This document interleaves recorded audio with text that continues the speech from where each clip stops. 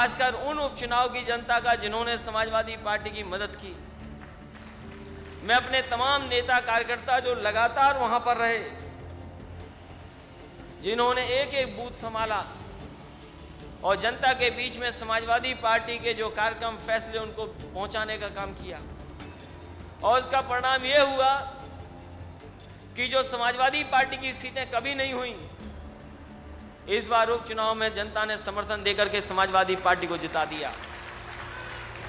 और इतना वोट उन विधानसभाओं में कभी समाजवादी पार्टी को नहीं मिला होगा जितना समाजवादी पार्टी को जनता ने वोट दिया है। समाजवादी पार्टी ने हर वर्ग का सहयोग ले लिया। लोग कहते थे ये समाजवादी पार्टी को कभी मदद नहीं करेंगे, पक्ष में नहीं मतदान करेंगे, लेकिन हम अपने नेताओं को, कार्यकर्ता जो बूथों पे काम किए, उनको बधाई देना चाहते हैं और आभार प्रकट करना चाहते हैं कि उन्होंने एक एक लोगों को मनाया, अपनी बात कही और पूरा समर्थन ले लिया। मैं यहां पर यह कह सकता हूं, 2.5 साल सरकार में काम किए हैं और कम से कम समाजवादी पार्टी ने उत्तर प्रदेश को विकास के रास्ते पे लाने के काम किया है। देश में ये पहली सरकार है जिसने जो बात घोषणा पत्र में रखी थी उनको पूरा करने का काम किया है। घोषणा पत्र को कैसे लागू किया जाए, कैसे कार्यक्रम के आधार पर विभागों में कौन कौन सी योजना बने, 2-2.5 साल के अंदर समाजवादी पार्टी ने उन तमाम चीजों को जमीन पर उतारने का काम किया है। और मैं कह सकता हूं देश की पहली सरकार है जिसने अपना कार्यक्रम जनता के बीच में लागू किया है। और 2.5 साल के अंदर जो भी अच्छाई बुराई जो कुछ था, हमारे पत्रकार साथियों ने भी सहयोग किया। एक आध बार निराश जरूर किया, लेकिन उसके बावजूद भी हमारे पत्रकार साथियों ने सहयोग कर दिया, मदद कर दी हमारी। हम पत्रकार साथियों से भी मदद कहेंगे कि हमारी मदद करें, तमाम उन कार्यक्रम, तमाम वो फैसले जो जनता के हित में हम लोग लेते हैं और बनाते हैं कार्यक्रम। लेकिन एक बार फिर जनता ने हमें मौका दिया, जहां हमारी पार्टी के खिलाफ बहुत प्रचार हो रहा था, तरह तरह का प्रचार हो रहा था, लेकिन इन चुनाव ने, उपचुनाव ने तमाम चीजों को दूर कर दिया और पत्रकार साथियों को भी आपके साथ खड़ा कर दिया और पत्रकार साथी भी आपकी मदद कर रहे हैं। अब इसलिए जनता ने हमें फिर एक मौका दिया है।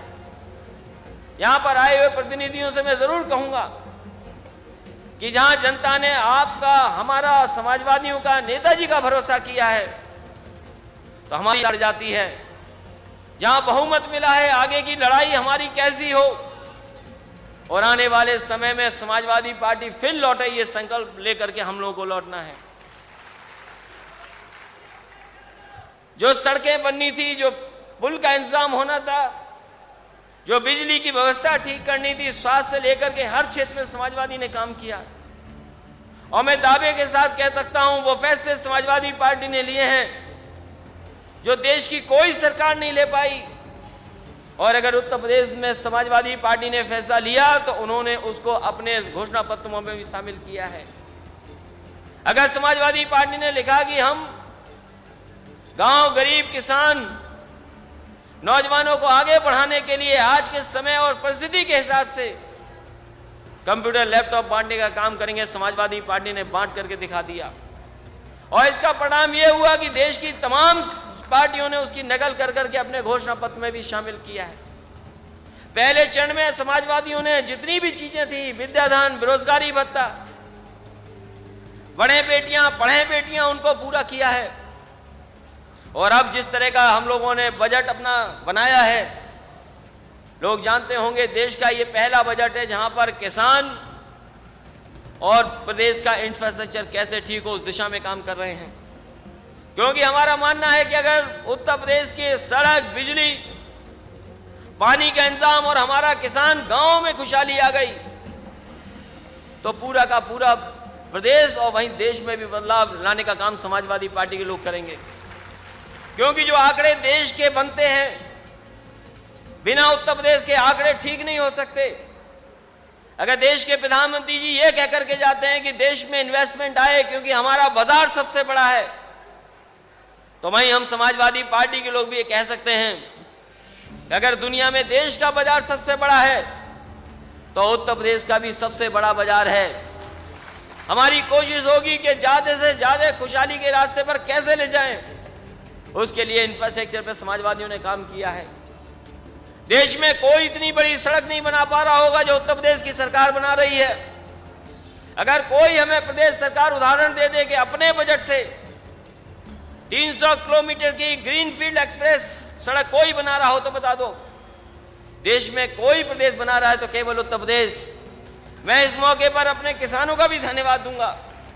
जितने जिलों से सड़क होकर के जा रही है, एक भी किसान ने हमारा विरोध नहीं किया, किसानों ने हमारा समर्थन किया और किसानों ने जो कहा उसको मानने का काम समाजवादी पार्टी ने किया।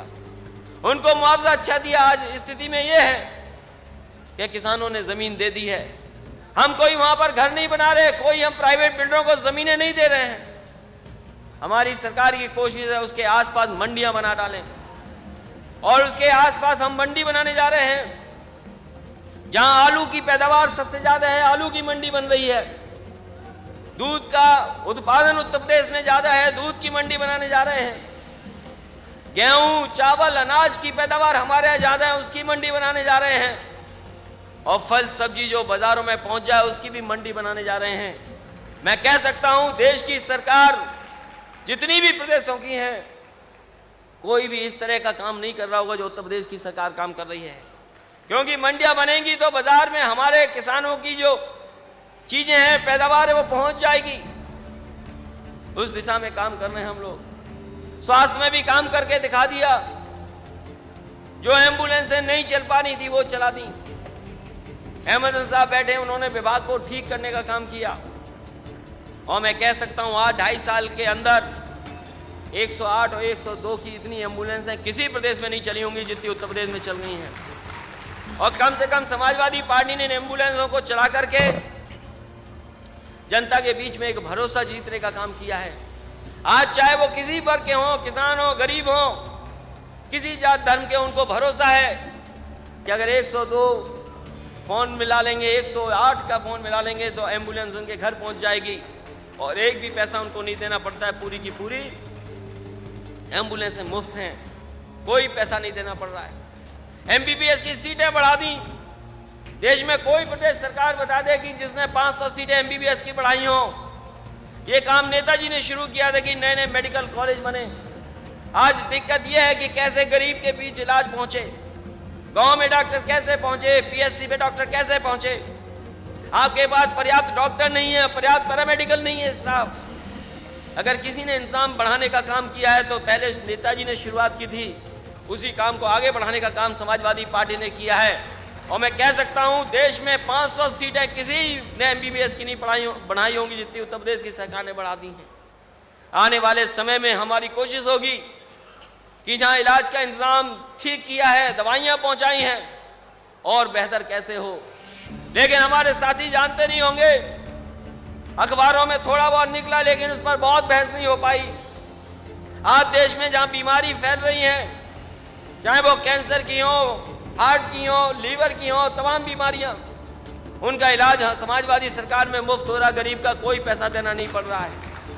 और वहीं केंद्र सरकार का जो फैसला आया है, हमारे वक्ताओं ने कहा केंद्र सरकार ने वो भी फैसला ले लिया, केंद्र सरकार ने, कि जो दवाइयां सस्ती थी, लाइफ सेविंग ड्रग्स जो थी, उन पे कंट्रोल हटाने का काम किया है। आज वो दवाइयां महंगी हो जाएंगी। जो केंद्र सरकार है उसने महंगे करने का इंतजाम कर दिया। आने वाले समय में और महंगी दवाइयां होंगी, क्योंकि इधर कैंसर बढ़ा है, डायबिटीज बढ़ी है, लीवर की बीमारी बढ़ी है, हार्ट की बीमारी बढ़ी है। तो सीधा सीधा भार अगर किसी पे आएगा तो वो सरकारों पे आएगा जो मुफ्त में इलाज कराना चाहते हैं, गरीब का सस्ते में इलाज कराना चाहते हैं। ये सरकार ने बढ़ाने का काम कर दिया। इसी तरह कोई प्रदेश सरकार 3 जिलों में मेट्रो नहीं चला पा रही होगी। उत्तर प्रदेश की सरकार ने, क्योंकि आज शहर बड़े होते चले जा रहे हैं, शहरों की समस्याएं अलग होती चली जा रही हैं। जहां कूड़े की समस्या है, ट्रैफिक की समस्या है, वहीं ये भी समस्या है कि हमारी पब्लिक ट्रांसपोर्ट कैसे बेहतर हो। उस दिशा में भी सरकार ने काम किया है। देश की कोई प्रदेश सरकार 3 जगह मेट्रो नहीं चला रही होगी, वहीं उत्तर प्रदेश की सरकार ने काम उस पर तेजी से बढ़ाया है। जहां हम लोग मेट्रो का बड़ा काम कर रहे हैं, वहीं हम साइकिल का भी इंतजाम कर रहे हैं। किसी भी प्रदेश सरकार ने अपने प्रदेशों में इतने बड़े पैमाने पे वैट नहीं बढ़ाया, कम किया होगा जितना साइकिल पे हम लोगों ने वैट हटा करके कम से कम साइकिल सस्ती कर दी है, 3,500 रुपये से नीचे वाली। तो हर क्षेत्र में काम कर रही है सरकार। जहां आज हम पार्क में बैठे हैं, ये बहुत बड़ा पार्क है, नेताजी ने बनाया था लोहिया पार्क। और लोहिया पार्क आज आप जानते होंगे, बहुत सारे लोग साथी जानते होंगे, वो पार्क ऐसा है विरोधी लोग भी तारीफ करते हैं। जिन्हें ऑक्सीजन चाहिए होती है वो उसी में आते हैं। तमाम ऐसे विरोधी हैं जिन्होंने कभी पसंद नहीं किया समाजवादियों को, लेकिन अगर उन्हें ऑक्सीजन चाहिए तो उसी पार्क में आते हैं। हम समाजवादियों को मौका मिला, पुरानी सरकार तो पत्थरों के पार्क बना रही थी, वहीं समाजवादियों ने हरा भरा खुला पार्क बनाने का काम किया है। और मैं कह सकता हूं कि जो जनेश्वर मिश्र जी के नाम पर पार्क बना है, ये देश का बहुत बेहतरीन पार्क होगा। और आने वाले समय में ऐसा भी होगा कि दुनिया में ये लोग कहेंगे कि अगर कोई पार्क है शहर के बीच में, इतनी आबादी के बीच में, तो वो आपका जनेश्वर मिश्र पार्क है।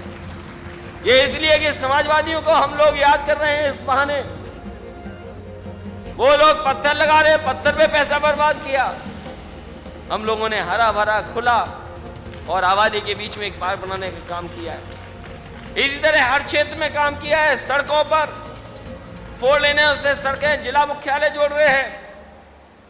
डिस्ट्रिक्ट की महत्वपूर्ण सड़कें कैसे ठीक हों। और आज अगर हमें फर्क बताने की जरूरत इस बात की है, पिछले चुनाव में हम लोग यही नहीं बता पाए कि स्टेट हाईवे किसके अंडर है, नेशनल हाईवे किसके हाथ में है।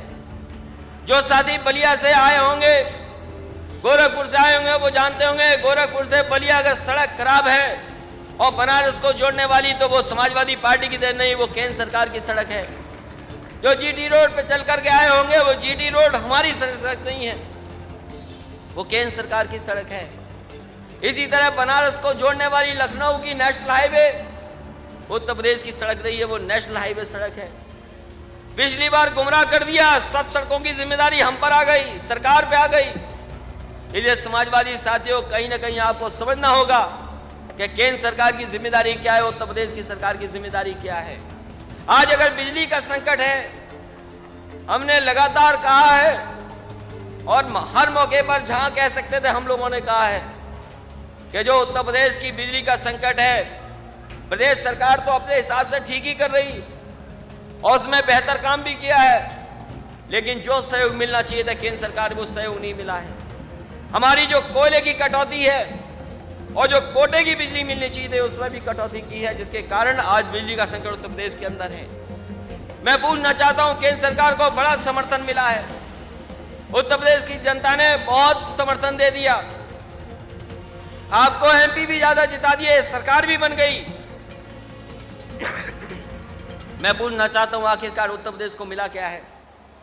क्या बिजली का कोटा बढ़ गया? क्या कोयले का कोटा बढ़ के मिल गया? हम भरोसा दिला सकते हैं जिस समय हमें कोयले का कोयला मिल जाएगा और जितना हमने मांग की है कि हमें कोयला मिलना चाहिए, जिस समय पर्याप्त कोयले का कोटा और बिजली का कोटा मिल जाएगा, तो उत्तर प्रदेश में जो हम लोगों ने तय किया है कि आने वाले समय में गांव में कम से कम 16 घंटे और शहरों में 20 से लेकर के 22 घंटे बिजली उपलब्ध करा दें, उस दिशा में सरकार काम कर रही है। आज सब स्टेशन बनाने का काम, बिजली कारखाना बनाने का काम, मुझे याद है अभी कुछ दिन पहले हम लोगों ने शुरू किया था एक जो पानी से बिजली बनाने का कारखाना नेताजी ने लगाना शुरू किया था, वो पिछले 5 साल नहीं लग पाया था। नेताजी ने उस समय शुरू किया था बिजली का, पानी से बिजली बनाने वाला कारखाना श्रीनगर उत्तराखंड में। पिछले 5 साल की सरकार ने कोई काम नहीं किया, जिसके कारण वो समय पर नहीं लग पाया। उस पर तेजी से काम अगर किसी ने बढ़ाया तो समाजवादी पार्टी की जब दोबारा सरकार बनी अभी, तो हम लोगों ने तेजी से काम बढ़ाया, उससे भी बिजली मिलने जा रही है। इसी तरह बिजली का कारखाने बड़े अगर लगाने का काम किया किसी ने, तो उस समय नेताजी ने शुरू किया था रोजा का शाहजहांपुर में, लैंको का सोनभद्र में, और भी बिजली के कारखाने जो इलाहाबाद में लगने जा रहे हैं। हम समाजवादी सरकार में बैठ करके हम लोगों ने काम तेजी से बढ़ाया है। आने वाले समय में ललितपुर का भी, इलाहाबाद का भी और सोनभद्र के भी बिजली के कारखाने चलने लगेंगे, जो उत्तर प्रदेश सरकार अपने कुछ बलबूते पे भी लगाने जा रही है, तो पर्याप्त बिजली उपलब्ध हो जाएगी। ये संकट अगर कोई दूर कर रहा है तो उत्तर प्रदेश की सरकार उस पर काम कर करके दूर करने का प्रयास में कोशिश कर रही है। इसी तरह हर क्षेत्र में काम किया है, सड़क में, बिजली में, पुलों में, स्वास्थ्य में, पढ़ाई के इंतजाम में, यूनिवर्सिटी कॉलेज भी बनाए हैं। आने वाले समय में नौजवानों को कैसे रोजगार मिले उस दिशा में भी काम कर रहे हैं। जहां सरकारी जितनी भी नौकरी लग सकती है उनको खोलने का काम किया। इसके साथ साथ चाहे में स्किल डेवलपमेंट प्रोग्राम शुरू करना पड़ा हो, जिसमें 40 लाख नौजवानों ने ऑनलाइन रजिस्ट्रेशन किया था। इसके साथ साथ चाहे में आईटी की सिटी बनानी पड़े, चाहे मैन्युफैक्चरिंग सेक्टर को आगे बढ़ाना पड़े, उस दिशा में समाजवादी पार्टी ने काम किया है। और मैं कह सकता हूं कि आने वाले समय में सरकार की नौकरियों में भी, प्राइवेट की नौकरियों में भी नौजवानों को रोजगार देने का काम करेंगे। लेकिन मैं पूछना चाहता हूं कि जहां केंद्र सरकार ने नौजवानों को गुमराह किया, रास्ता दिखाया कि नौकरी देंगे, आखिरकार आपकी क्या तय है? आपने कौन सी दिशा तय की है? जहां नौजवानों को रोजगार देंगे, तो मैं पूछना चाहता हूं केंद्र सरकार किस दिशा में काम कर रही है? क्योंकि लगातार बड़े पैमाने पर नौजवान बेरोजगार हो रहे हैं और पढ़ाई अच्छी से लेकर के पढ़ाई महंगी, उन स्थिति में भी नौजवानों को रोजगार नहीं मिल पा रहा है।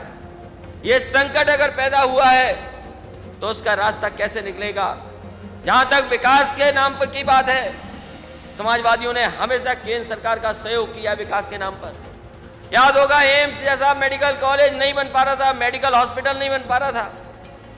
5 साल एक सरकार ने पैसा नहीं दिया, जमीन भी नहीं दी, जिसके कारण एम्स नहीं बन पाया। सरकार ने पैसा भी दिया, सरकार ने इंतजाम भी किया और जमीन देकर के एक भी पैसा नहीं लिया जमीन के लिए, और जमीन उपलब्ध करा दी, जिसके कारण उत्तर प्रदेश में रायबरेली में एम्स बन रहा है।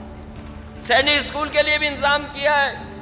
अगर कोई डेवलपमेंट के बहाने आना चाहेगा और उत्तर प्रदेश का डेवलपमेंट करना चाहेगा किसी भी क्षेत्र में, तो उत्तर प्रदेश की सरकार पूरा सहयोग करेगी, क्योंकि बिना प्रदेश सरकार के कोई भी काम केंद्र सरकार नहीं कर सकती, ये कहीं ना कहीं है। इसलिए आपकी जिम्मेदारी बनती है, हमारी जिम्मेदारी है कि उत्तर प्रदेश के विकास के लिए लड़ेंगे भी, और अगर जरूरत पड़ेगी तो परियोजनाएं बड़ी मांगेंगे भी, और अगर नहीं मांगने पर देंगे तो उनके खिलाफ समाजवादी पार्टी खड़े होकर के अपनी बात भी रखेगी।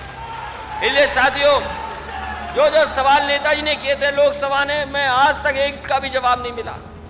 इस मौके पर मैं कहना चाहूंगा कि जहां तमाम परिस्थितियां हैं देश के सामने, जहां पूंजीवाद को बढ़ावा देने के लिए सरकारें आगे आ रही हैं, कहीं ना कहीं जहां प्रदेश सरकारें, देश की सरकार कोशिश में है कि कैसे उनके देश में और प्रदेश में इन्वेस्टमेंट आए, वहीं जहां एक तरफ इन्वेस्टमेंट की बात हो रही, वहीं दूसरी तरफ छुपा हुआ एजेंडा जो कम्युनल एजेंडा है उसको भी आगे बढ़ाने का काम कर रहे हैं। इसलिए समाजवादियों, हमारी आपकी दोहरी चुनौती है, जहां हमें सांप्रदायिक ताकतों से लड़ना है, वहीं ऐसी पूंजीवादी ताकतों से भी लड़ना है जिससे हमारी समाजवादी विचारधारा कमजोर न हो। जहां हमारे किसानों की खुशहाली हो, हम चाहते हैं कि देश तरक्की करे, खुशहाली के रास्ते पे जाए, लेकिन बिना किसान और गरीब के खुशहाली नहीं आ सकती। ये समाजवादी पार्टी के लोगों की जिम्मेदारी है कि कैसे भी इसके बीच में रास्ता निकालें, जिससे कि हमारा गांव किसान भी खुशहाल हो जाए। इसलिए साथियों, इस मौके पर मैं आए हुए सभी लखनऊ में जितने भी प्रतिनिधि हैं उनका स्वागत भी करता हूं, धन्यवाद भी देता हूं, और मैं बधाई भी देना चाहता हूं कि ये ऐतिहासिक कार्यक्रम हुआ है। अभी तक के जितने सम्मेलन हुए हैं उन सम्मेलनों में सबसे बड़ा ये ऐतिहासिक सम्मेलन आज लखनऊ में हुआ है। मैं इस कार्यक्रम के आयोजन के लिए जिन कार्यकर्ता नेताओं ने लगातार काम किया है, खास करके मैं लखनऊ के अपने पदाधिकारियों को बधाई देना चाहता हूं कि उन्होंने पूरा इंतजाम किया, अच्छा इंतजाम किया, जिससे कि हमारे कार्यकर्ताओं को सुविधा भी मिली है। मैं सबसे पहले पार्टी के जिला अध्यक्ष अशोक यादव जी का, मुकेश शुक्ला जी का, विजय सिंह, राम सागर यादव, ब्रजेश यादव, राहुल सिंह, मोहम्मद इवाद, प्रदीप तिवारी, सुनील सिंह, ताराचंद, अनूप सिंह, मनीष यादव से लेकर के सतवीर जी, कल्लन खां, यावेर हुसैन रेसू से लेकर के हमारी महिला सभा की प्रदेश अध्यक्ष गीता सिंह जी का भी बहुत सहयोग रहा। आनंद भदौरिया का भी, हमारे पार्टी के तमाम नेताओं ने सहयोग किया। नादर राय जी ने भी लगातार इस पंडाल से लेकर के इस कार्यक्रम को कैसे सफल किया उसमें लगातार इन्होंने मदद की है। लेकिन हम लोग SRS यादव को नहीं भूल सकते, उनके बिना सहयोग के इतना बड़ा कार्यक्रम कभी संभव नहीं हो सकता था। इसलिए जहां हम धन्यवाद देना चाहते हैं अपने कार्यकर्ताओं का, जो नेता जो साथी हमारा सहयोग करते रहे उनका, वहीं हम आपका भी धन्यवाद देंगे। जहां इतनी बड़ी संख्या में आकर के और लगातार 3 दिन रह करके आपने इस कार्यक्रम को सफल बनाया है। जहां हमारे खाना बनाने वालों से लेकर के और जो इंतजाम में लगे रहे हमारे चारों युवा संगठन के लोग, जहां पर लोहिया वाहिनी, युवजन सभा, यूथ ब्रिगेड और छात्र सभा के लोगों ने कई मौकों पर जहां पर व्यवस्था नहीं बन पा रही थी, इन चारों संगठन के लोगों ने व्यवस्था भी बनाने का काम किया है। हम अपने पत्रकार साथियों का भी धन्यवाद देंगे, जिनके सहयोग की वजह से और जिन्होंने तस्वीरें हमारी छाप करके पूरे प्रदेश में हमारी पार्टी का संदेश भेजने का काम किया है। इलेक्ट्रॉनिक मीडिया का भी और हम सरकार के पदाधिकारियों, सरकार के कर्मचारियों का भी, पुलिस का भी, जिन्होंने इस इंतजाम में कहीं न कहीं सुरक्षा में और सहयोग करने का काम किया है। इस ऐतिहासिक कार्यक्रम जो हुआ है उसके लिए बधाई देता हूं, मैं धन्यवाद देता हूं अपने तमाम सहयोगी साथियों का भी और बड़ी संख्या में नौजवानों का भी धन्यवाद देता हूं कि जिन्होंने आकर के इस कार्यक्रम को सफल बनाया है। जहां लोहिया वाहिनी, हमारे चारों संगठन के लोग अपनी टोपी पहन करके हमारी पार्टी का मनोबल बढ़ा रहे हैं। इस बार पहली बार महिलाओं ने भी एक रंग की साड़ी पहन करके कहीं न कहीं एक संगठन को ताकत देने का काम किया है। इस मौके पर जहां आर्थिक राजनीतिक प्रस्ताव हमारा पेश हुआ है, वो ठोस हमारा कार्यक्रम है, समाजवादियों की सोच का कार्यक्रम है। जहां उत्तर प्रदेश की जनता ने समाजवादी पार्टी को समर्थन दिया है, आने वाले समय में यही समर्थन बना रहे और उत्तर प्रदेश के बाहर भी प्रदेशों में हमारी सरकार, पार्टी पहुंचे, संगठन बने। क्योंकि आने वाले समय में अगर कोई समाज को, गरीब को, किसान को दिशा दे सकता है तो वो समाजवादी सोच है, समाजवादी विचारधारा है। क्योंकि तमाम लोग ऐसे हैं जो अपने चुनावी घोषणा पत्र पे नहीं चल रहे हैं, अपने चुनावी घोषणा पत्र पे काम नहीं कर रहे। कोई हमें बता दो कि किसी के घोषणा पत्र में क्या सफाई का कार्यक्रम था, क्या झाड़ू मारने का कार्यक्रम था।